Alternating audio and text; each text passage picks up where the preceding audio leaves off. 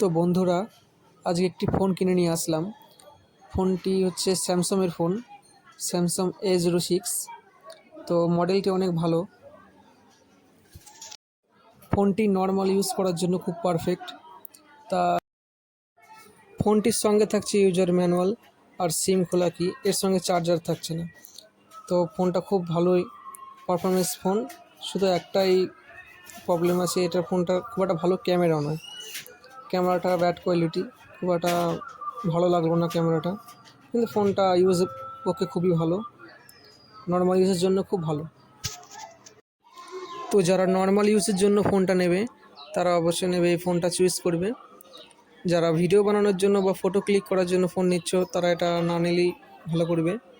Normal ইউজের জন্য এই ফোনটা পারফেক্ট, কিন্তু ভিডিও ফটোর জন্য অতটা বেটার না। আর আমি ভিডিও ক্লিক করছি, এটা আর একটা পোকোর মডেল, পোকোর ফোন দিয়ে এই ভিডিওটা আমি রেকর্ডিং করছি।